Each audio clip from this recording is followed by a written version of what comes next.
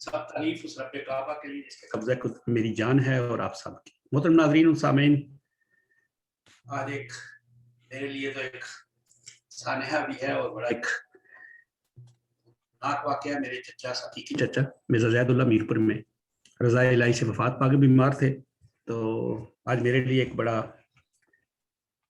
مشکل دن ہے، لیکن حسب معمول ہم نے جو وعدہ کیا، جو پروگرام تھا، وہ میں نے کہا کبھی بھی، اور میں نے اپنے محترم سردار شوکت علی کشمیری صاحب نے جو آپ لوگوں سے وعدہ کیا ہوا تھا، ہم نے کہا ہم آج اس پہ بات ضرور کریں گے۔ وہ آج میرے ایک دل کے ایسے ہوتے ہیں، وہ کہتے ہیں وہ چلا گیا جو آج جو میرا موسن بھی یار بھی تھا، وہ ایک ہستی جو مجھ سے جدا ہو گئی، جس نے انگلی پکڑ کے چلنا سکھایا تھا۔ ہائے رے پردیس کتنا ستم گر ہے تو علیم،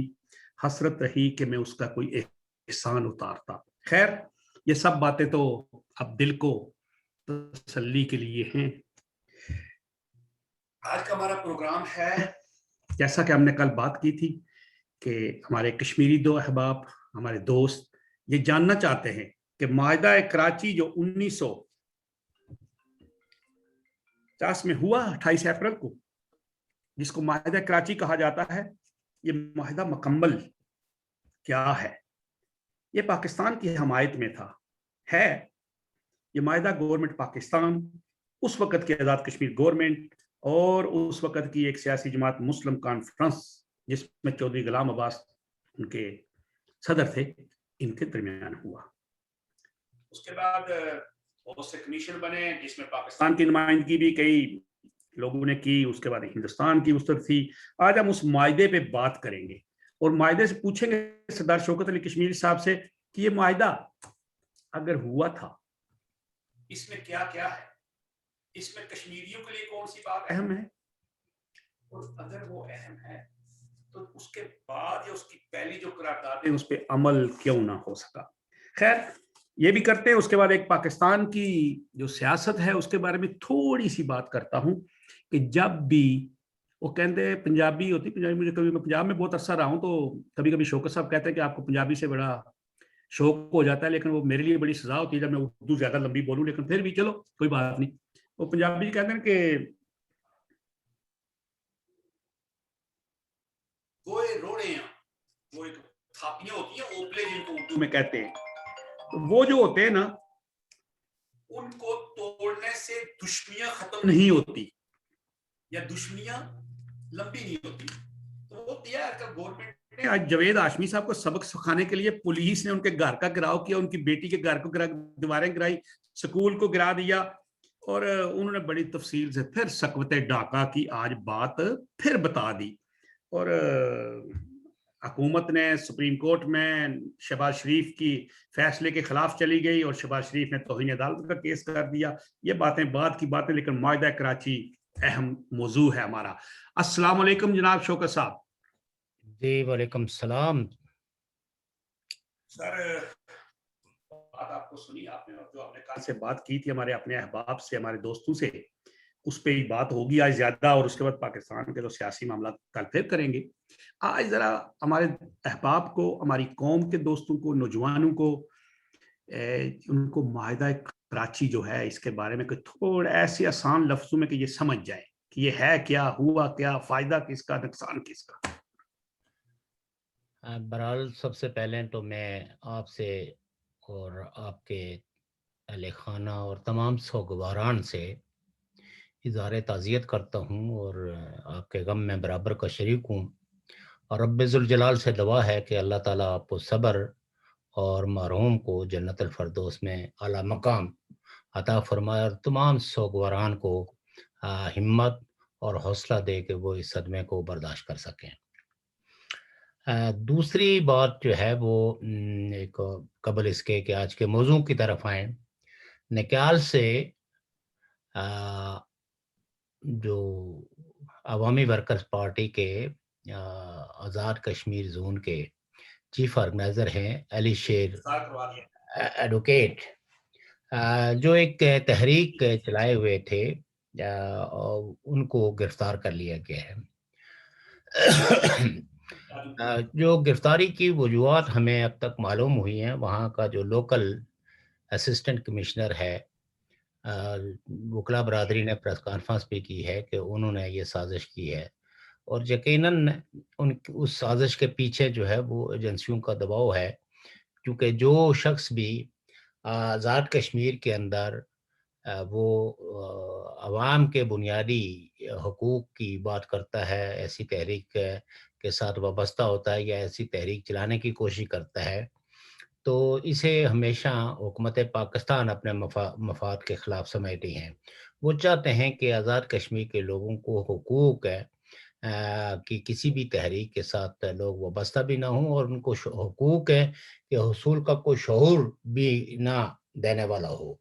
اس لیے علی شیر ایڈوکیٹ کو نے گرفتار کیا ہے۔ ہم اس گرفتاری کی بھرپور نہ صرف مذمت کرتے ہیں بلکہ ان کی فوری رہائی کا مطالبہ کرتے ہیں، اور مزید کل کے پروگرام میں ہم ان کی جدوجہد اور ان کے گرفتاری کی وجوہات پر تفصیلاً گفتگو کریں گے، اور اس میں ہم بین الاقوامی سطح پہ ان کی رہائی کے لیے کیا کر سکتے ہیں، یہ میں یقین دلاتا ہوں عوامی ورکر پارٹی کے دوستوں اور ساتھیوں کو کہ یہ گرفتاری جو ہے وہ صرف عوامی ورکر پارٹی کے ایک مقتدر رہنما کی نہیں ہے، بلکہ میں یہ سمجھتا ہوں کہ یہ حقوق کی تحریک کے ایک مقتدر لیڈر کی گرفتاری ہے، اور ہم اس کو سمجھتے ہیں کہ وہ ہمارا دست و بازو ہے، وہ ہماری آواز ہے، اور اس طرح کی آوازوں کو دبانے کی ہر نوع کی کوششوں کے خلاف ہم جو ہے وہ مزاحمت کریں گے، اور ان کی علی شیر ایڈوکیٹ کی رہائی کے لیے جو کچھ بھی ہم سے بن پڑا ہم وہ کریں گے، یہ میں ان کو انشاءاللہ انشاءاللہ۔ دوسرا طرف جو آپ نے گلگت بلتستان کے حوالے سے یا معاہدہ کراچی کے حوالے سے جو آپ نے سوال رکھا ہے، اس پہ چونکہ بہت زیادہ آپ کہہ سکتے ہیں کہ کنفیوژن بھی ہے، اور کئی ایک لوگ ایسے ہیں جنہوں نے اس معاہدے کی جو قانونی حیثیت ہے اس کو سمجھے بغیر اس کے خلاف ایک بھرپور آواز بلند کی ہے، اور بیشتر لوگ جو ہے وہ اس کی مذمت کرتے ہیں، اور یہ بھی کہتے ہیں کہ آزاد کشمیر گورنمنٹ کا کوئی اس کو کوئی حق حاصل نہیں تھا۔ اس میں اس میں سب سے بڑا ان کا اعتراض یہ ہے کہ گلگت بلتستان کا کوئی نمائندہ اس معاہدے میں موجود نہیں تھا۔ اب یہ ہے کہ اس حوالے سے تو میں یہی کہوں گا کہ پولیٹیکل جو پارٹیز یا جو رہنما ہوتے ہیں، میں یہ نہیں کہتا ہوں کہ آزاد کشمیر کی گورنمنٹ کو یہ حق حاصل تھا یا نہیں تھا، اس بحث میں پڑھے بغیر بات یہ ہے کہ جو پولیٹیکل پارٹیز ہوتی ہیں یا جن لوگوں نے تحریکوں کے اندر کوئی حصہ ڈالا ہوتا ہے، وہ آپ ان تحریکوں کے حمایتی ہوں یا ان کے مخالف ہوں،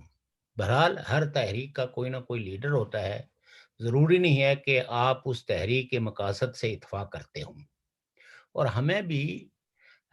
یقیناً آزاد کشمیر کے قیام اور اس کے محرکات پہ بہت زیادہ شدید اعتراضات ہیں، لیکن ایک خطے کے اندر جو پولیٹیکل پارٹی ہوتی ہے، بس فرض کریں کہ نیشنل کانفرنس ہے، تو ان کو شیر کشمیر شیخ محمد عبداللہ جو ہے وہ سری نگر میں پیدا ہوئے، لیکن ان کی پارٹی جو ہے وہ تقریباً پورے ریاست جموں کشمیر میں ہر اسٹیشن پہ اس کی نمائندگی موجود تھی، حتیٰ کہ میرپور میں بھی ڈیوائیڈڈ کشمیر کے سارے خطوں میں موجود تھی۔ اسی طرح مسلم کانفرنس وہ بھی کم و بیش جو ہے اس کی بھی نمائندگی یا اس کے پارٹی کارکنان جو ہے وہ ہر جگہ موجود ہوتے تھے، اور عمومی طور پر یہ بلیو کیا جاتا تھا کہ چودھری غلام عباس جو ہیں وہ مسلم کانفرنس کے لیڈر ہیں، نمائندے ہیں، جیسے شیخ عبداللہ کو سمجھا جاتا تھا۔ اور میں یہ کہتا ہوں کہ ہاں، آپ کو ان سے اتفاق ہو یا نہ ہو، بہرحال وہ اپنے عہد کے اپنی پارٹیوں کے مقتدر لیڈر سے جن کی ریکگنیشن تھی، مثلا شیخ صاحب کی ریکگنیشن جو ہے وہ انڈیا کے اندر تھی، اور انڈیا کی پولیٹیکل پارٹیز شیخ صاحب کو کشمیریوں کا لیڈر مانتے تھے، اور ادھر جو ہے مسلم کانفرنس کے جو لیڈر تھے چودھری غلام عباس اور سردار ابراہیم، ان کی ریکگنیشن پاکستان کے اندر تھی، اور پاکستانی اسٹیبلشمنٹ اور پاکستان کی پولیٹیکل پارٹیاں ان دو رہنماؤں کو اس وقت جو ہے وہ بطور کشمیریوں کے نمائندے کے مانتی تھی۔ کشمیر کی سوسائٹی اس وقت بھی ایک فریکچر سوسائٹی تھی، جو مسلم کانفرنس اور نیشنل کانفرنس کے درمیان ہی تقسیم نہیں تھی، بلکہ کئی ایک لوگ جو تھے وہ پرو مہاراجہ بھی تھے، جو یہ سمجھتے تھے کہ مہاراجہ کا رول جو ہے وہ زیادہ انصاف پہ مبنی ہے اور کوئی ضرورت نہیں ہے اس کے خلاف، اور وہ لوگ جو مہاراجہ کی حق حکمرانی کو چیلنج کیے ہوئے تھے، اس پہ بہت سارے لوگ معترض بھی تھے، خاص کر کے مختلف جگہوں کے جو مرات یافتہ لوگ تھے، جو جاگیردار تھے، جو مقامی رجواڑے تھے، وہ جو ہے وہ ایسی تحریکوں کے خلاف تھے، اور مسلم کانفرنس کے بھی خلاف تھے، نیشنل کانفرنس کے بھی خلاف تھے۔ گلگت بلتستان جو ہے وہ ریاست، یعنی 1947 سے پہلے ریاست جموں کشمیر کا حصہ تھا۔ اب جب گلگت بلتستان کے اندر بھی ایک مسلح تحریک، یا آپ یہ کہہ سکتے ہیں کہ گلگت سکاؤٹس نے جو بغاوت کی، اس بغاوت کے نتیجے میں یہاں سے مہاراجہ ہری سنگھ کی ایڈمنسٹریشن کا خاتمہ ہوا، اور گلگت بلتستان سکاؤٹس یا اس کے کچھ نمائندوں نے، میں اس وقت اس بحث میں نہیں پڑھوں گا کہ اس میں لارڈ میجر براؤن کا کیا رول تھا، اس میں گلگت سکاؤٹ کس نے بنائے تھے، اس میں جو ہے وہ جب major brigadier Ghansara Singh as governor آئے اور لیز ختم ہوئی، تو اس وقت گلگت بلتستان میں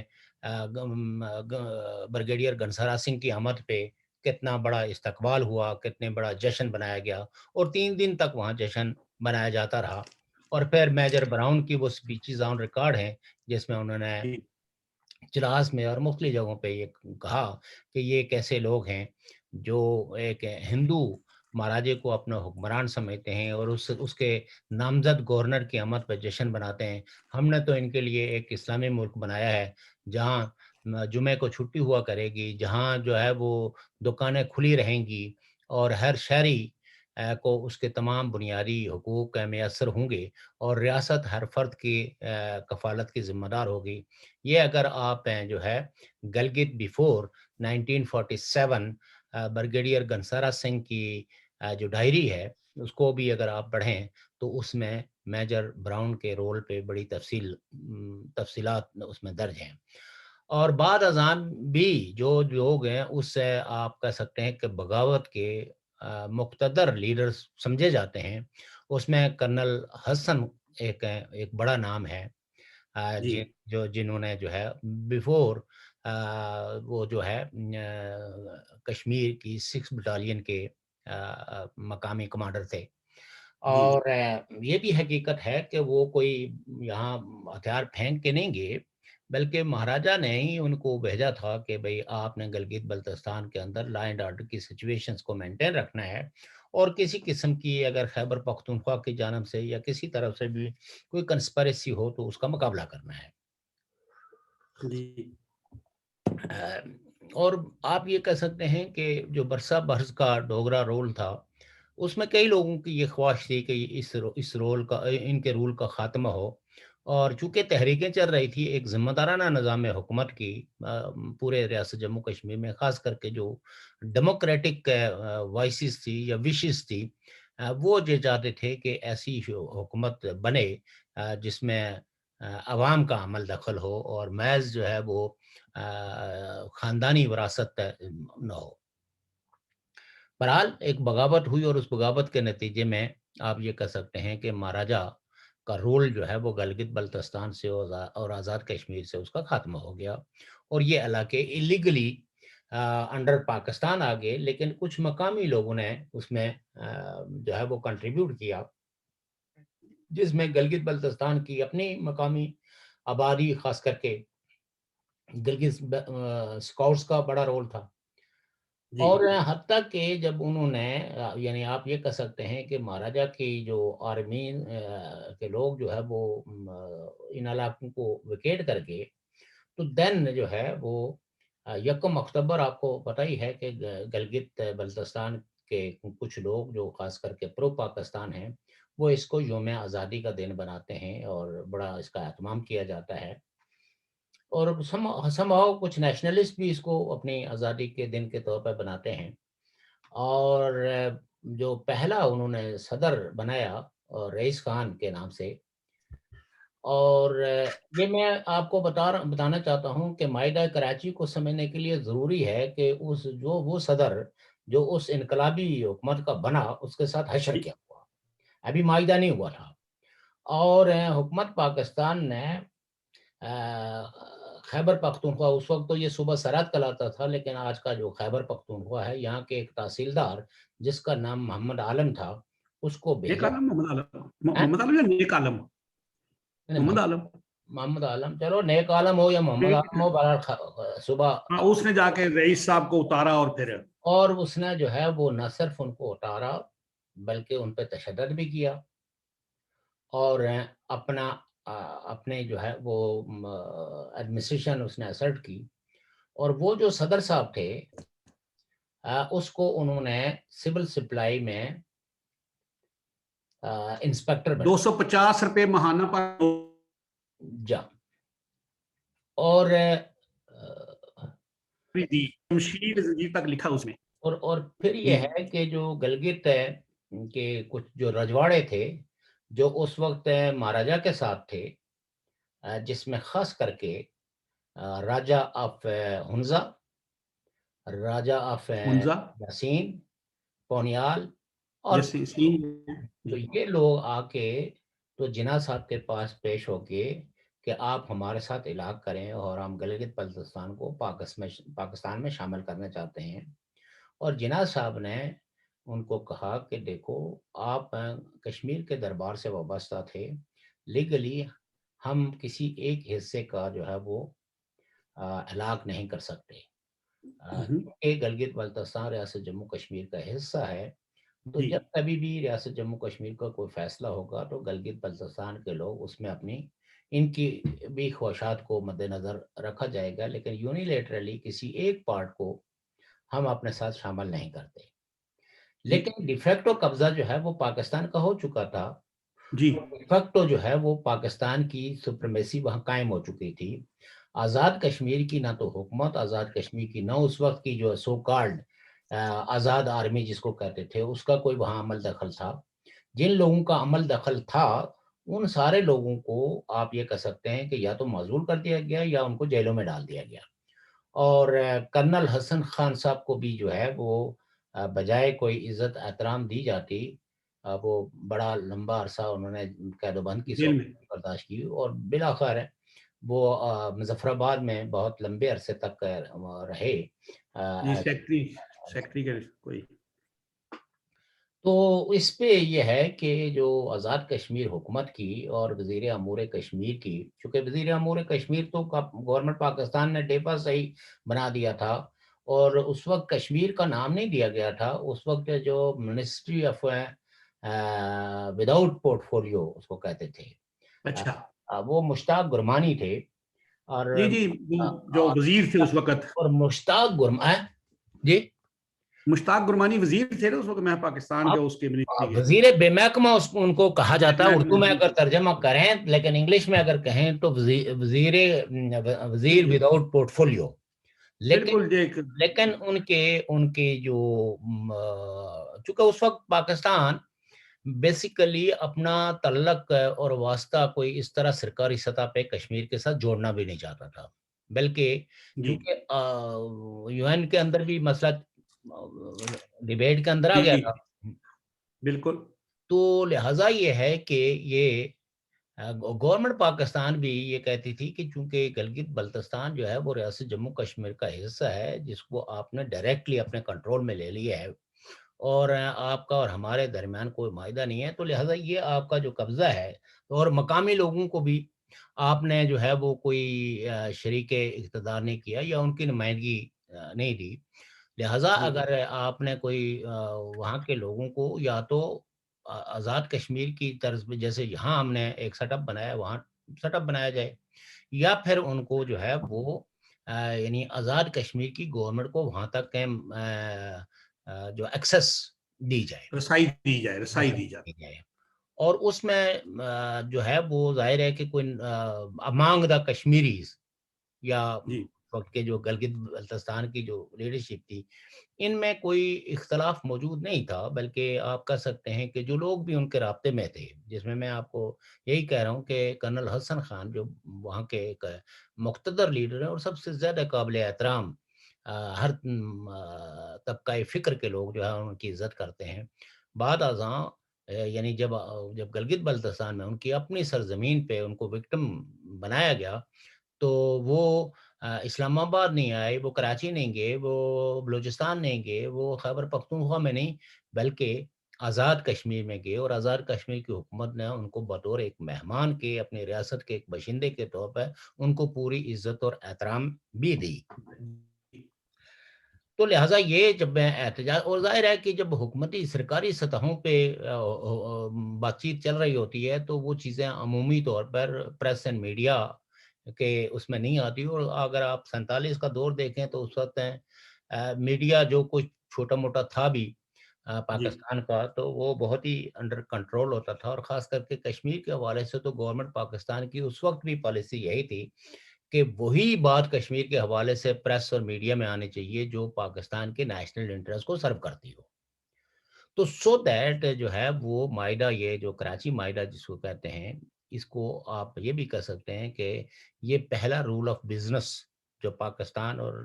آزاد کشمیر کے درمیان جو ہے وہ ایک معاہدہ ہوا، اور اس کی جورسپروڈنس یہ ہے کہ کچھ چیزیں جو ہے وہ طے کر دی گئی اس معاہدے کی روشنی میں۔ جی اب اگر یہ معاہدہ نہ ہو تو کشمیریوں کے پاس گلگت بلتستان میں، چونکہ پاکستان کا برسا برس کا جو کنٹرول ہے، اس وجہ سے بہت ساری آوازیں انہوں نے کشمیر کی وحدت کے خلاف اٹھائی ہیں۔ اب کئی ایک جو تاریخ کا شعور رکھتے ہیں وہ تو یہ کہتے ہیں کہ ہم مسئلہ کشمیر کا حصہ ہیں، اور ریاست جموں کشمیر جو 1947 سے پہلے تھی اس کا ہم حصہ تھے، اور لیکن کئی ایک آپ کو پتہ ہی ہے کہ باہری آوازیں جو ہے وہ اس کو صوبہ بنانے کی ہیں، اور وہ یہ بھی کہتے ہیں کہ ہمارا کشمیر سے کچھ لینا دینا نہیں ہے۔ تو آپ یہ کہہ سکتے ہیں کہ یہی وہ معاہدہ ہے جس نے گلگت بلتستان کو ریاست جموں کشمیر اور مسئلہ کشمیر کے ساتھ جوڑ رکھا ہے، ورنہ تو آج بھی سارا عمل درآمد، ایڈمنسٹریشن، ہر چیز جو ہے وہ پاکستان کی مرضی اور تابع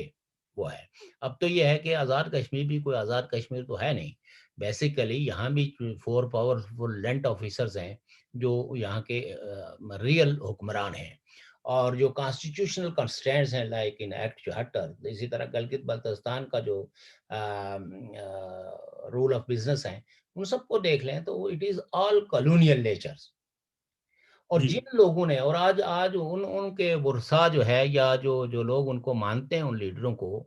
اگر ان سے پوچھا جائے کہ آپ کی جو ہے وہ ایکٹ 74 کے بارے میں کیا رائے ہے، جس کو کہ ان کے آباء اولین نے اس کو نافذ کیا آزاد کشمیر میں، اور آزاد کشمیر کے لوگوں کو غیر مؤثر بنایا، اور ان کے رائٹس پر قدغنیں لگوائی لیگلی، کانسٹیٹیوشنلی، اور آزاد کشمیر کی حکومت کو ایک بے اثر اور ایک نمائشی سی حکومت بنا دیا۔ تو بہرحال میرا چونکہ نقطہ نظر ہمیشہ یہ رہا ہے کہ بجائے اس کے کہ آپ اس معاہدے کی مذمت کریں اور اس کے بانیوں کو گالیاں دیں، اصل مسئلہ یہ ہے کہ یہی آپ کے پاس ایک لیگل ڈاکومنٹ ہے جس میں آپ یہ ثابت کر سکتے ہیں کہ گورنمنٹ آف پاکستان نے ریاست جموں کشمیر کے اس حصے کی ایک حکومت کے ساتھ، بھلے وہ ان کی کٹ پتلی تھی لیکن اس کے ساتھ انہوں نے معاہدہ کیا ہے۔ اور جب یورپین پارلیمنٹ میں 2007 کی جو بات ہے کہ جب یورپین پارلیمنٹ میں جو ہے وہ all part of state of Jammu Kashmir under debate آئی، تو حکومت پاکستان نے اور ان کا جو ایمبیسڈر سے برسلز میں، انہوں نے یورپین پارلیمنٹ کو خط لکھا، اور وہ آج بھی جو ہے وہ سارے ریکارڈ کا حصہ ہے، جس میں انہوں نے کہا کہ گلگت بلتستان کا ریاست جموں کشمیر سے کچھ لینا دینا نہیں ہے، it is very much part of Pakistan. حالانکہ گراؤنڈ میں پاکستان کا موقف ڈفرینٹ تھا، لیکن یہاں جو ہے 2007 میں، اور اس میں تمام لوگ جو ریاست جموں کشمیر کی ڈائسپورا آیا کشمیریوں میں جو تھوڑے بہت ایکٹیو ہے لوگ ہیں، یا کشمیریوں کے رائٹس کے ساتھ جن کو چھوٹی موٹی بھی غرض ہے، وہ اس بات کو جانتے ہیں۔ اور آپ یہ کہہ سکتے ہیں کہ سلطان محمود چودھری صاحب سے لے کے تو بارسٹر مجید ترمبو تک ہیں، یہ سب لوگ اس بات سے بخوبی آگاہ ہیں کہ گورنمنٹ پاکستان نے یورپین پارلیمنٹ نے میں کیا موقف اختیار کیا ہے ریگارڈنگ گلگت بلتستان، اس کی کیا کانسٹیٹیوشنل پوزیشن دی ہے۔ تو یہاں تو پاکستان نے یونائٹڈ نیشنز کی قراردادوں کے برعکس ایک موقف اختیار کیا ہے، اور انفارچونیٹ یہ ہے کہ وہ ریاست جموں کشمیر کے رہنما جو ریاست جموں کشمیر کو کلیم کرتے ہیں، لیکن انہوں نے بھی پاکستان کی اس ڈبل سٹینڈرڈ اور اس چلاکی کو چیلنج کرنے کے بجائے انہوں نے یہ چیز یہ یعنی پاکستان کی ان کوششوں کا وہ حصہ بن گئے، جن کوششوں میں دو کوششیں ان کی یہ تھی۔ ایک تو یہ ہے کہ ڈیبیٹ میں آزاد کشمیر کے لوگوں کے جو فوری مسائل اور مشکلات ہیں، اور گلگت بلتستان کے لوگوں کے جو فوری مسائل اور مشکلات ہیں، وہ ڈیبیٹ میں نہ آئے، اور ساتھ میں گلگت بلتستان جو ہے وہ ریاست جموں کشمیر کے ساتھ اس کا کوئی لنک ثابت نہ ہو۔ تو یہ ہم لوگ ہیں، united Kashmir peoples national party ہے اور جمیل مقصود صاحب جو ہے، اور بھی جو کہ پی این پی برسلز کے جو رہنما تھے، ان سب لوگوں نے یہ کوشش کر کے، تو آپ یہ کہہ سکتے ہیں کہ وہ تمام تاریخی ڈاکومنٹس، اور جس میں سب سے زیادہ ویلڈ ڈاکومنٹ یورپین جی پارلیمنٹ کے اندر جو ہے گلگت جی بلتستان کے حوالے سے، اور پاکستان کو آپ یہ کہہ سکتے ہیں کہ ہزیمت اٹھانی پڑی، وہ تھا مائدائی کراچی، جس میں کہ پاکستان نے یہ تسلیم کیا ہوا ہے کہ یہ علاقے ریاست جموں کشمیر کا حصہ ہیں۔ البتہ عارضی طور پر ہم اس کا انتظام سنبھالتے ہیں، چونکہ آزاد کشمیر کی حکومت جو ہے وہ اس قابل نہیں ہے کہ اس علاقے کا انتظام اور انضرام چلا سکے۔ ٹھیک۔ اور اس سے پہلے جو میں نے آپ کو تعمیری بات پہ کہی کہ اس سے پہلے جس گلگت کے آدمی نے اپنے آپ کو صدر جمہوریہ ڈکلیئر کیا، اس کو انہوں نے گرفتار کر کے بعد ازاں اس کو سدا کے تو اس کو سول سپلائی کا ملازم رکھا جو ہے، اور جی جی جو مالک بالکل گلگت بلتستان کے لوگوں کا کلی مالک جو بنا، وہ تحصیلدار جو ہے، وہ تحصیلدار تحصیلدار مطلب آفیشیلی ہی واز اے تحصیلدار۔ تحصیلدار جی جی جی اس کا جو تحصیلدار جی جی خیبر پختونخوا میں وہ ایک ریونیو آفیسر تھا، اس کو سارا انتظام اور جی انتظام دیا گیا۔ اور پھر یہ ہے کہ گورنمنٹ پاکستان نے، یعنی آپ یہ کہہ سکتے ہیں کہ 1948 سے لے کے 1974 تک وہاں ایف سی آر لاگو رہا ہے، فرنٹیئر کرائم ریگولیشنز۔ اور یہ آپ کہہ سکتے ہیں کہ پاکستان کی جو پہلی جمہوری حکومت قائم ہوئی ذوالفقار علی بھٹو صاحب کی، تو انہوں نے ایف سی آر کو ختم کیا، اور کچھ جی رائٹس جو ہے وہ گلگت بلتستان کے لوگوں کو دیے گئے۔ لیکن دوسری جانب یہ ہے کہ جو بھٹو صاحب کی حکومت نے جو کیا، وہ یہ ہے کہ گلگت بلتستان سے اسٹیٹ سبجیکٹ ختم کر دیا گیا، جس سے خطرہ یہ موجود ہے، آج بھی یہ خطرہ موجود ہے، اور کوششیں جو ہو رہی ہیں وہ یہ ہے کہ گلگت بلتستان کی جو مقامی آبادی ہے، جس کو کہتے ہیں انڈیجنس پیپل، ان کو اقلیت میں بدلنے کے لیے باہر سے لوگ جو ہے جن کے پاس پیسے زیادہ ہیں وہ زمینیں بھی خرید رہے ہیں۔ اور اب چونکہ گلگت کی جو ہے وہ ایک جیو پولیٹیکل امپورٹنس بھی ہے کہ یہ اس کی سرحد جو ہے وہ سینٹرل ایشین سٹیٹس کے ساتھ ملتی ہے، اور یہ ایک الٹرنیٹ ٹریڈ روٹ بھی بن سکتا ہے اگر کسی وقت آپ یہ کہہ سکتے ہیں کہ اگر افغانستان جو ہے وہ مسلسل جنگ کی ہولناکیوں میں الجھا رہتا ہے، تو دین سینٹرل ایشیا کے ساتھ ظاہر ہے کہ ایسے جنگی زون سے ہو کے تو کوئی تجارت تو نہیں ہو سکتی، تو یہ الٹرنیٹ ٹریڈ روٹ بنتا ہے جو سینٹرل ایشیا کے ساتھ۔ اور چائنا بھی چونکہ اس خطے کے اندر بہت زیادہ انٹرسٹڈ اسی لیے ہے کہ یہ جو CPEC one road one belt کا وہ ہے، تو اس کے اپنے ڈیزائنز میں یہ ہے کہ ہم بجائے اس کے کہ کسی اور روٹ سے سینٹرل ایشیا میں جائیں، یہ ایزی روٹ ہے جس کے ذریعے جو ہے وہ سینٹرل ایشیا میں وہ جا سکتے ہیں، چونکہ گلگت تک، گلگت یا وہ تو جو سی پیک کی جو کمرشل روٹ ہے، یہ تو یہاں تک لے آئے ہیں، بلوچستان تک تو آ چکا ہے، تو لہٰذا یہاں سے ایک لنک جی روڈ نکالنا چاہتے ہیں کہ تاکہ الٹرنیٹ ٹریڈ روٹ کے طور پر اس علاقے کو استعمال کرتے ہوئے چائنا اپنی مصنوعات اور اپنا مال جو ہے وہ وہاں فروخت کرے اور وہاں سے سستا تیل اور دیگر چیزیں جو ہے وہ مارکیٹ سے چائنا لے جائیں۔ تو جی یہ چونکہ ہمارے اس خطے کے اندر جو ہے وہ لوگ ذاتی پسند اور ناپسند کا شکار ہیں۔ مجھے اگر ایک لیڈر پسند ہے تو میں اس میں سے ہر اچھائی نکالنے کی کوشش کروں گا، اور اگر مجھے کوئی لیڈر ناپسند ہے تو میں اس کو ہزار گالیاں دوں گا۔ اور پھر خاص کر کے یہ جو آزاد کشمیر کا ماحول ہے،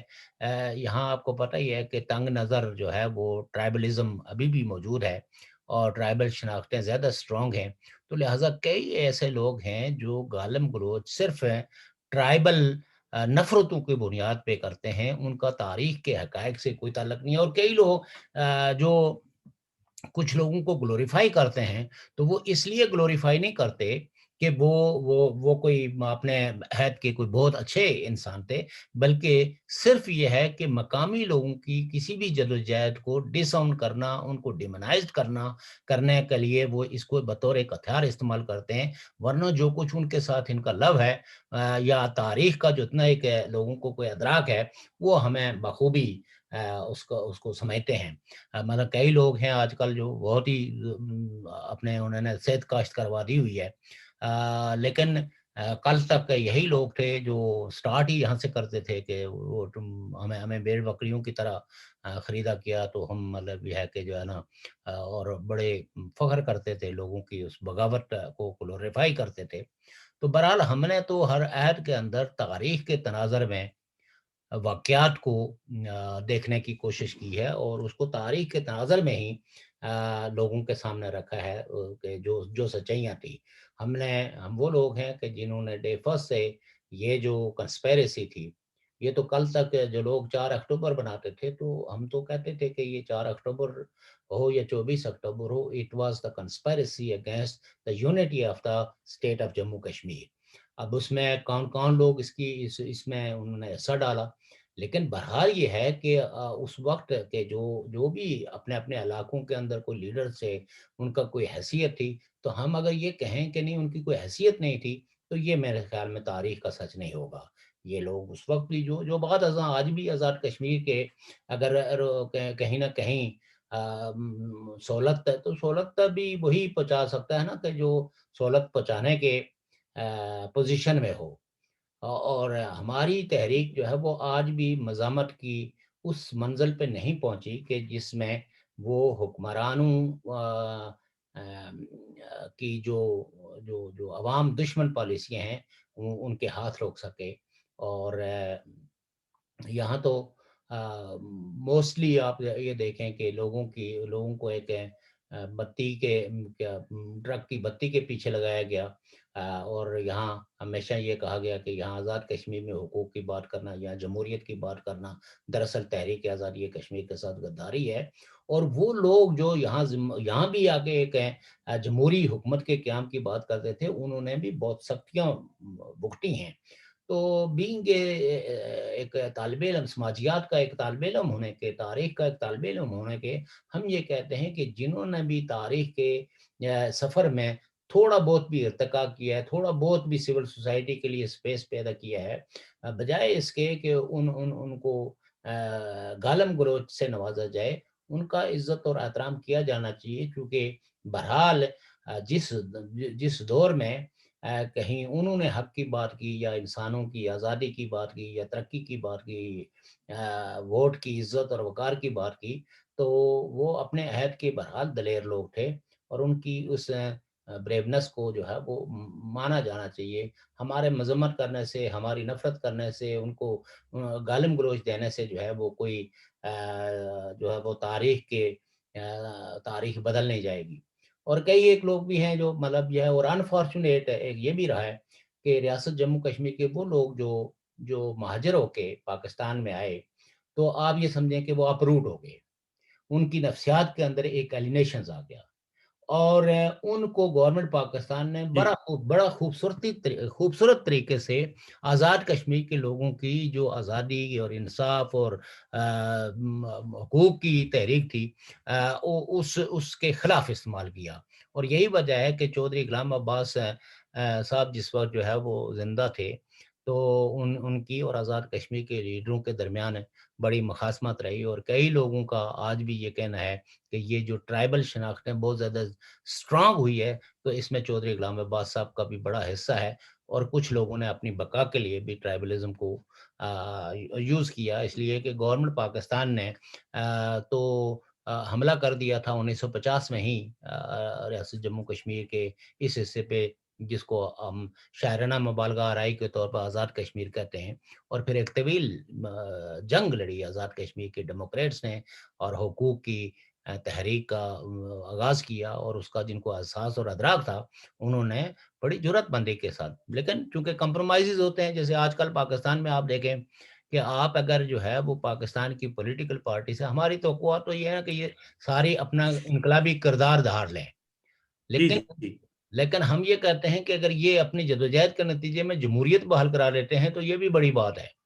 یہ اگر اپنی جدوجہد کے نتیجے میں اسٹیبلشمنٹ کو رول آف لا کے تابع کر لیتے ہیں تو یہ بھی بہت بڑی انقلابی اقدام ہوگا، لیکن اگر انقلاب برپا کر لیں تو پھر تو وارے نیارے ہو جاتے ہیں۔ لیکن ہم یہ سمجھتے ہیں کہ ان کے جو طبقاتی مفادات ہیں وہ تو ایسے نہیں ہے کہ یہ کوئی انقلاب برپا کریں۔ انڈیا کے اندر بھی اگر تو آپ دیکھیں پولیٹیکل پارٹیز، تو انہوں نے آزادی لی، ایک آزاد ہندوستان بنایا، خارجہ پالیسی کچھ اچھی چیزیں رکھی اپنے کانسٹیٹیوشن کے اندر جو آج بھی پریویل کرتی ہیں، باوجود اس کے کہ کمیونلزم جو ہے وہ پریویل کر رہا ہے آج کے حالات میں۔ تو لہٰذا جو ہے وہ جو معاہدہ کراچی ہے،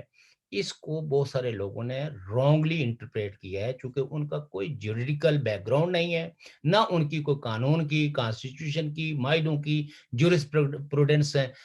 کا کوئی ان کو ادراک ہے چوکر یا صاحب سوجھ بوجھ ہے۔ تو وہ اپنی جہالت کی وجہ سے کسی نے ان کے منہ میں ایک لقمہ دے دیا، ایسے ہی جیسے 1846 کی جو ٹریٹی آف امرتسر تھی جس نے ایک ریاست بنائی، تو کئی لوگ آپ دیکھیں کہ کتنے برے طریقے سے ایکسپلائٹ ہوئے کہ وہ اپنے ملک کے قیام کے دن کو وہ اس کی مذمت کرتے تھے، اس کے بانیوں کو گالیوں سے نوازتے تھے، اور اپنے آپ کو جو ہے وہ کوستے تھے کہ ہمیں بھیڑ بکریوں کی طرح خریدا گیا۔ حالانکہ اس ٹریٹی کے نتیجے میں آج اگر 1 لاکھ یا 1.5 لاکھ یا 2 لاکھ انسانوں نے جانوں کے قربانیاں دی ہیں، تو وہ سینس آف بلانگنگ جو ہے وہ تصور اسٹیٹ کا، اور اس تصور کے تابع لوگوں نے جو ہے جو جدوجہد کی، آپ اس جدوجہد کو مانیں یا نہ مانیں، اس سے آپ اختلاف کریں، اس کے طور طریقوں، اس کے بیہیویئر، اس کے کردار سے آپ اتفاق رکھتے ہوں یا نہ رکھتے ہوں، لیکن بہرحال یہ ہے کہ 1846 کی ٹریٹی نے آپ کو ایک قوم کی نفسیات دی، آپ کو اشتراک ارض کا تصور دیا، آپ کو ایک مشترک تاریخ کی تدوین کا آپ یہ کہہ سکتے ہیں کہ ایک کنسپٹ دیا۔ اگر یہ چوکر ریاست، صاحب یہ 1846 جی کو یہ ریاست نہ بنتی، لیکن ہم نے اس کی کتنی مذمتیں کی، اور اور ہم اٹھتے بیٹھتے اور ہمارے لوگوں کو وہی جو لقمہ کسی نے ان کے منہ میں دے دیا تھا، تو آپ یہ کہہ سکتے ہیں کہ کبھی بھی ریاست جموں کشمیر کے باشندوں نے خود اپنے دماغ کا استعمال کرتے ہوئے اس کو انٹرپریٹ نہیں کیا۔ اور میں چوکر صاحب جی جی جی جی جی جی آپ بات کریں پھر میں بات کرتا ہوں، تو اب ہم وہ مجھے لوگ تھے جس وقت ہم نے اس کو انٹرپریٹ کرنے کی کوشش کی، تو آپ یقین جانیے کہ ہم پہ طرح طرح کے فتوے لگائے، طرح طرح کی باتیں کی، لیکن ہم نے ہر جگہ کھڑے ہو کے یہ کہا کہ اس ٹریٹی نے ہم سے کچھ نہیں کھویا ہے، اس ٹریٹی نے ہمیں بہت کچھ دیا ہے، اور آج جو سری نگر اور مظفر آباد کے دل دھڑکتے ہیں، یا آج میرپور کے اور جموں کے دل دھڑکتے ہیں، تو اس میں اس ٹریٹی کا بڑا رول ہے، بڑا کردار ہے۔ اگر یہ ٹریٹی نہ ہوتی تو شاید ہماری کوئی شناخت نہ ہوتی، اور شناخت ہوتی تو وہ یہ نہ ہوتی جس شناخت کو آج ہم کلیم کر رہے ہیں۔ تو تو بہرحال یہ ہے کہ تاریخ کو درست انداز میں پڑھنا اور اس کو سمجھنا اور اس کے تضادات سے سچائیوں کی طرف آگے بڑھنا، یہ بہرحال میں سمجھتا ہوں کہ ہر محبت وطن شہری کو اپنا تاریخ کے بارے میں اسی طرح کا رویہ اختیار کرنا چاہیے. یہی وجہ ہے کہ معاہدہ کراچی کے بارے میں بھی کسی نے جو لقمہ دے دیا تو اس لقمے کو ہمارے بہت سارے قوم پرست پارٹیوں کے کارکنوں نے بغیر سوچے سمجھے اس کی مذمت کرنا شروع کر دی اور ساری برائیوں کی جڑ جو ہے وہ اس معاہدے کو قرار دیا، جبکہ اس معاہدے میں اس کے علاوہ اور کچھ نہیں ہے سوائے اس کے کہ آزاد کشمیر اور گلگت بلتستان کے تعلق کو واضح کیا گیا. انتظام تو پاکستانیوں نے پہلے ہی سنبھال لیا تھا اس کا. شوکت صاحب، جیسا کہ آپ نے بڑا تفصیل سے بتایا اور میرا بڑے آسان لفظ سے آسان فہم تھا، جو میں سمجھا ہوں اس بات سے جو آپ نے جس طرح تفصیل بتائی ہے کہ وہ رئیس صاحب کو چھوڑے، ان کو 250 کی نوکری مل کے دے دی، بعد میں پریشان کیا. ہم تو اس نظام کے خلاف ہے نا کہ ایک ریاست کی شناخت ہے، ایک بندہ ہے، خواہ وہ کوئی بھی ہو، اور رئیس خان ہوتا یا کوئی بھی ہوتے، کہ ان کے ساتھ اتنی تذلیل کرنی، تو یہ پوری ریاست کی عوام، پوری ریاست اس قوم کے ساتھ اس کی تذلیل ہے. اس طرح جبر سے حکومتیں نہیں بن سکتی، نہ ہی کوئی کسی کی آزادی کو روک سکتا ہے. خیر، اس معاہدے کو سمجھنے کے لیے میں سمجھتا ہوں کہ جو اقوام متحدہ کی وہ قرارداد ہے نا 48 والی اور 49 والی، ان کو بھی مد نظر رکھنا ضروری ہے. اور سردار ابراہیم خان صاحب نے یہ جو معاہدہ کیا، اس پہ میں سمجھتا ہوں کہ ایک بڑا احسان کیا ہے قوم پہ، کہ انہوں نے اس معاہدے کی روح سے، اس معاہدے کے دعوے میں، حکومت کے دعوے کو جی بی جو گلگت بلتستان کا علاقہ، اس پر بھی اپنی یعنی ریاست کے ساتھ اس کی منسلکی کو برقرار رکھنے کی کوشش کی ہے. انتظامی امور پہ ان نے عارضی طور پہ رکھا، لیکن اصل حقیقت مطلب اس معاہدے سے یہی ہوا نا کہ یہ تو ان کا، ہمارا کشمیر کا، ریاست کا، جموں کشمیر کا حصہ ہے. دیکھیں بات یہ ہے نا، میں نے جیسے کہا کہ ڈیفیکٹو قبضہ جی تو دونوں حصوں پہ جی پاکستان کا ہو گیا تھا. اب اس جی حصے جی کے جی اندر ایک سیاسی تحریک موجود رہی. مثلا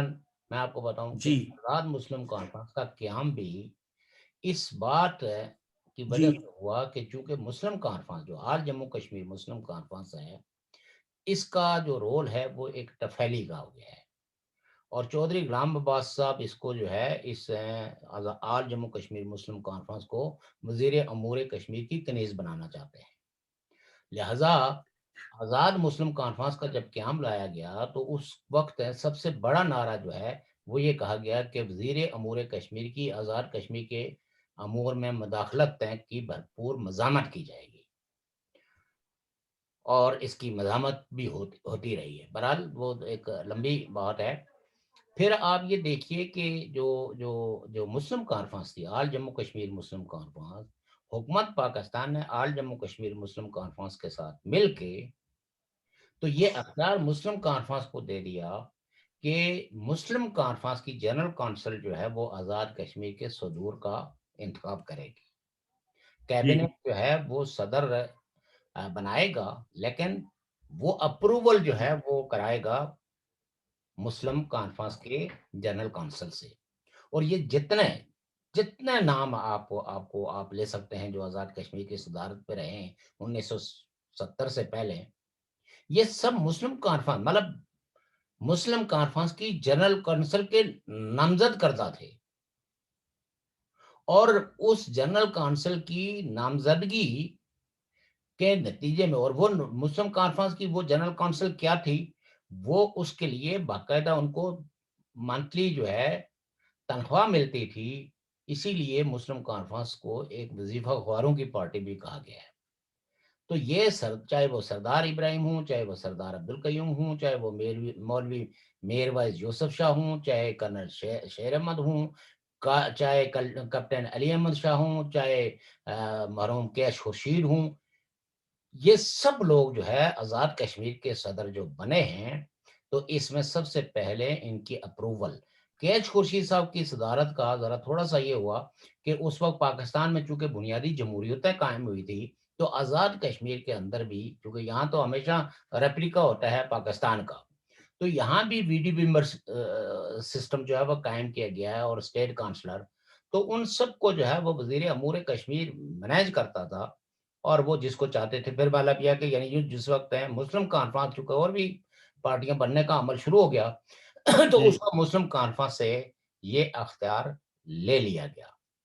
کہ بھائی آپ، جی اور اس کی بھی بڑی وجہ یہ اختیار کیوں لیا گیا، اس کی وجہ یہ تھی کہ مسلم کانفرنس کے اس وقت کے جو رہنما تھے اپنے چودھری غلام عباس صاحب، جو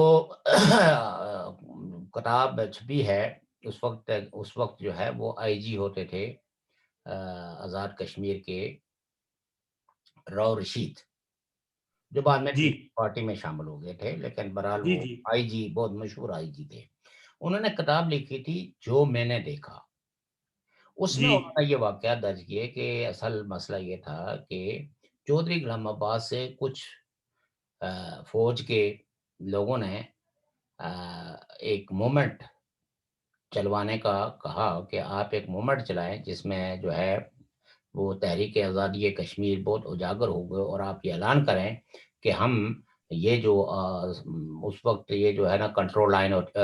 سیز فائر لائن ہوتی تھی، تو سیز فائر لائن کو ہم کراس جی کریں۔ جی چودھری غلام عباس سے پوچھا گیا کہ آپ اس کے لیے جو ہے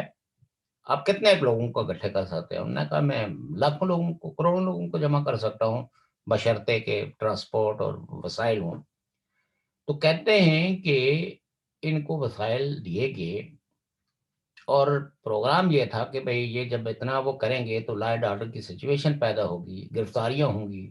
اور اس گرفتاریوں کے نتیجے میں پاکستان میں ہنگامی حالت کا نفاذ ہوگا اور مارشل لا لگانا آسان ہو جائے گا۔ جی تو وہ لاکھوں لوگ کیا، یہ ہزاروں بھی نہیں جمع کر سکے۔ اور اسی کتاب میں لکھا ہوا ہے کہ سردار قیوم صاحب جو ہے وہ ایک قافلہ کوئی 20-25 افراد کا لے کے یہ سرحد پہ پہنچ گئے۔ تو راؤ رشید لکھتے ہیں کہ جب میں نے اچھا اس وقت جو ہے وہ آزاد کشمیر میں حکومت جو ہے وہ سردار ابراہیم کی تھی، اور پاکستان میں جو ہے وہ نظام الدین کی تھی۔ جی تو ان حکومتوں نے یہ فیصلہ کیا کہ جناب ہیں ان جو ان کو ہر صورت میں فیسلیٹیٹ کیا جائے اور یہ کام ہو جانا چاہیے، اور اگر ہندوستان نے جو ہے ہندوستان کی فوجوں نے نہتے لوگوں کو اپنا ہی وطن کی اس سرحد کو عبور کرتے ہوئے مارا، تو یہ ہندوستان کے خلاف ایک بہت بڑا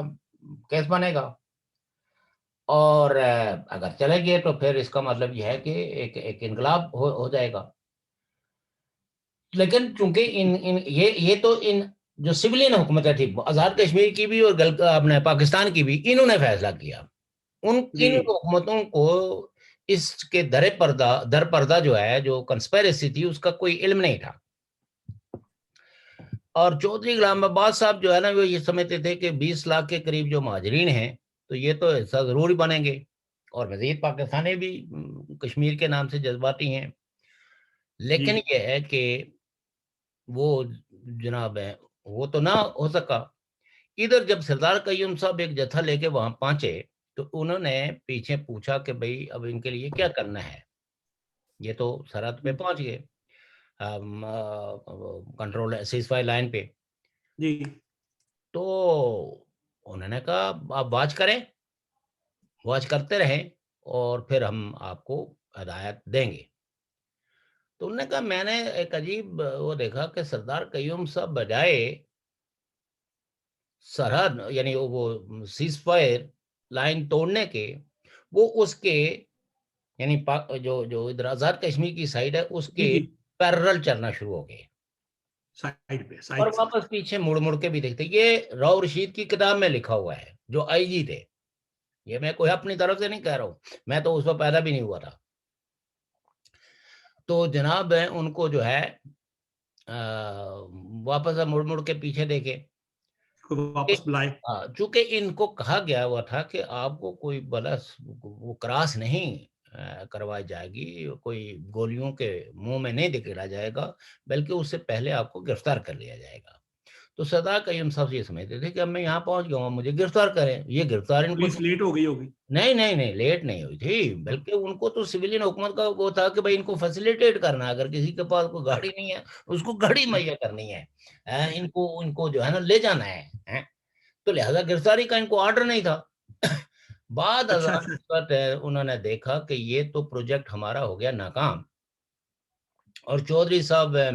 لاکھوں کیا ہزاروں کو بھی نہیں نکال سکے، تو پھر چودھری صاحب کو انہوں نے گرفتار کیا، اور یعنی بطور سزا کہ یہ لوگوں کو کیوں نہیں نکال سکا، اس نے ہم سے غلط بیانی کی، تو ان کو بہت لمبے عرصے تک جو ہے نا وہ ہری پور جیل میں رکھا گیا۔ یہ اچھا جی جی تو کہنے کا مطلب یہ ہے کہ یہ یعنی جو رائٹس کی یا حقوق کی یا جو شناخت کی جتنی بھی مومنٹس ہیں، ان مومنٹس کو ہمیں اس کا مطالعہ کرنے کی ضرورت ہے، اپنی سمجھ بوجھ کو بڑھانے کی ضرورت ہے، اور معاہدوں کو، جو بھی معاہدے ہوتے ہیں، ان معاہدوں کی جورسپروڈنس کو، اس کی قانونی اور آئینی حیثیتوں کو دیکھنے کی ضرورت ہے کہ آپ کے پاس ایک کمزور قوم کے پاس ایک ہی ہتھیار ہوتا ہے کہ وہ اس کے ہاتھ میں اگر کوئی ڈاکومنٹ ہو تو وہ کسی وقت وہ کسی کے بیاہ پہ کسی بھی انٹرنیشنل کورٹ میں جا کے اس کو چیلنج کر سکتا ہے۔ آج تو آزاد کشمیر کی حکومت ایک کٹ پتلی حکومت ہے، لیکن بہرحال یہ جو ڈاکومنٹ ہے یہ تو گورنمنٹ پاکستان کا سائن کیا ہوا ہے۔ کل کوئی اگر گورنمنٹ جو ہے وہ کہے اور کوئی جینونلی تھوڑی بہت بھی غارت کھا کے تو وہ آئے تو پاکستان کو گلگت بلتستان سے وڈرا کرنا پڑے گا، چونکہ لیگلی، اور یہی وجہ ہے کہ یورپین پارلیمنٹ کے اندر بھی پاکستان کے اس دعوے کو تسلیم نہیں کیا گیا ہے۔ سر ابھی آہستہ آہستہ ہمارا پروگرام ہو رہا ہے، بڑا ماشاءاللہ آپ نے بڑا مفصل بیان کیا۔ ابھی ایک بات اور ہے آج، ایک تھوڑی سی وہ میں کیونکہ ٹائم میں نہیں، میں آپ سے گوشت گزار کرتا ہوں۔ ایک خط ہے مجھے ایک کشمیری کا، وہ ایسے لکھتے ہیں مجھے، آزاد کشمیر ضلع باغ کی ایک 14 سالہ معصوم بیٹی اسلام آباد پولیس کے انصاف کی منتظر ہے۔ 12 کو اسلام آباد سے اغوا ہونے والی یہ بچی جیلم کے ایک شخص کے قبضے میں ہے۔ اسلام آباد پولیس کے تمام اعلیٰ افسران کو معاملے سے آگاہ کر دیا گیا ہے۔ تفتیشی افسر ظفر اقبال تعاون نہیں کر رہا، الٹا ہمیں دبا رہا ہے۔ ہمارے پاس اتنے پیسے نہیں کہ پولیس کو دیں۔ پولیس کو سب معلومات اس کی والدہ دے چکی ہے۔ میری بچی کو بازیاب کروایا جائے، بچی کی والدہ کی دہائی۔ اور یہ چیز ابھی میں نے فیس بک پہ بھی چڑھائی ہے، اور لوگوں سے بھی چڑھائی ہے، ایک کیپیٹل کرائم الرٹ ہے اس پہ بھی چڑھائی ہے، وسیم عباسی صاحب نے یہ میسج دیا ہے۔ اور جو واقعہ نکیال کا ہوا ہے اس کی ہم نے مذمت کی ہے، ہم مذمت کرتے ہیں، اور اس واقعہ کو اور ایسے واقعات کو جو کسی بھی کشمیری شخص کے ساتھ خارار ہو یا آر ہو یا پار ہو یا پاکستان کے کسی علاقے میں ہو، ہم ان کے معاملات کو، اگر وہ صحیح معاملات ہیں، ان کے ساتھ ظلم اور زیادتی ہو رہی ہے تو ہم اس کی مذمت بھی کرتے ہیں، اور ہر بین الاقوامی فورم پہ بھی ایسے معاملات کو لانے کی یقین دہانی بھی کرتے ہیں۔ اور میں سردار شوکت علی کشمیری صاحب سے بھی گزارش کروں گا کہ یہ واقعہ آپ نوٹس میں لائیں، رکھیں، اور ایسے جو واقعات ہیں، 14 سال کی معصوم بچی ہے، وہ بچی خواہ کشمیر کی ہو یا کسی کی بھی ہو، خواہ پاکستان یا پنجاب کی ہو، اس طرح کی زیادتی ساتھ تو اظہار یکجہتی ہونا چاہیے اور اس کو ریمیڈی ملنی چاہیے، اور اس کو ایسے ظالموں کے چنگل سے اس کو آزاد کرایا جانا چاہیے۔ اور جی مطلب لیٹرلی ڈسکس کہ how we can help her. جی میں نے ان کو لکھا ہے کہ آپ ہمیں مکمل تفصیل دیں، اس کی والدہ کا یا کسی بندے کا ہمیں کانٹیکٹ کروائیں، تو انشاءاللہ ایسے معاملے کو ہم لائیں گے میڈیا پہ۔ اس بات شکر صاحب، ایک اور دوسری خبر ہے کہ پاکستان کے جو معاون خصوصی تھے عمران خان صاحب کے، انہوں نے استعفیٰ دے دیا ہے، زلفی بخاری صاحب نے۔ بہرحال میرے لیے تو یہ کوئی اتنی، میں سمجھتا ہوں کہ اہمیت کی بات نہیں ہے۔ البتہ جاوید ہاشمی صاحب نے ایک دن پہلے ایک ویلاگ کیا تھا اور اس میں پاکستان کی تاریخ کا ایک سرسری جائزہ پیش کیا تھا۔ اس جائزے میں اس نے آرمی کا رول، اسٹیبلشمنٹ کا رول، ایجنسیوں کے رول پہ خاصا ایک تنقیدی جائزہ پیش کیا تھا، اور اس میں انہوں نے کہا تھا کہ اب بھی وقت ہے کہ یہ اپنے کردار کو، اپنے رویوں کو بدل دیں۔ اور انہوں نے یہ کہا تھا کہ جنرل جو قمر جاوید باجوہ ہیں اور ان کی جو اسٹیبلشمنٹ ہے، جو ان کی زیر قیادت ہے، اس اسٹیبلشمنٹ نے پاکستان کو اتنا نقصان پہنچایا ہے جتنا ماضی کی تمام جنرل اشائی نے نہیں بچایا۔ اب اس کا رد عمل تو یہ ہوا کہ ان کی پارٹی نے یہ کہہ دیا کہ یہ ان کے اپنے خیالات ہیں، اور انہوں نے بھی اس کو ایڈمٹ کیا کہ یہ میرے ہی اپنے خیالات ہیں اور میں ہمیشہ ہاں اپنے ہی خیالات کو پیش کرتا ہوں، دوسروں کے خیالات کو نہیں میں پیش کرتا، اور پوری ذمہ داری کے ساتھ پیش کرتا ہوں۔ تو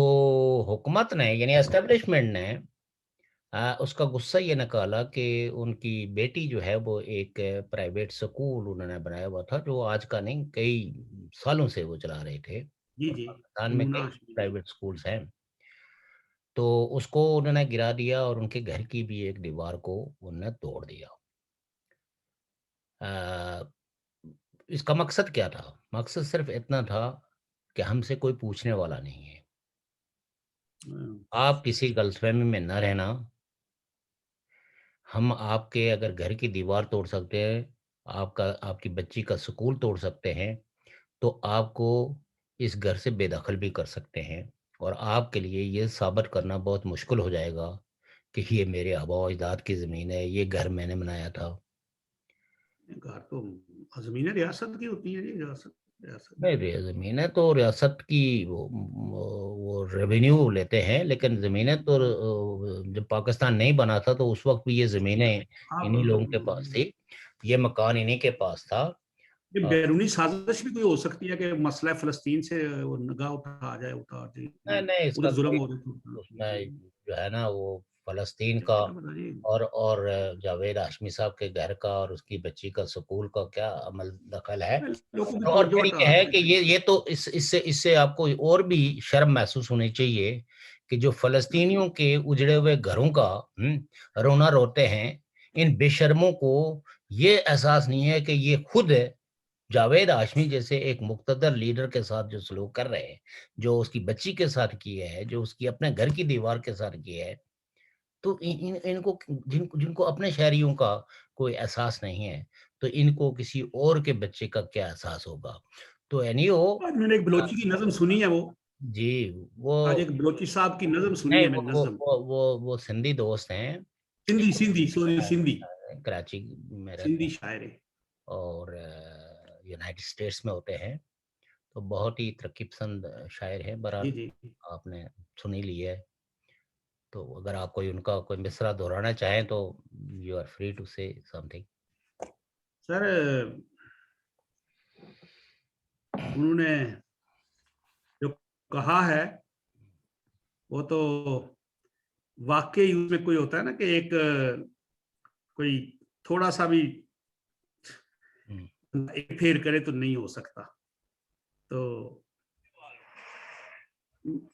غزہ کے بچوں پہ رونے والوں، غزہ کے بچوں پہ رونے والوں، سندھی بچوں کا حال پوچھو۔ غزہ کے بچوں پہ رونے والوں، سندھی بچوں کا حال پوچھو۔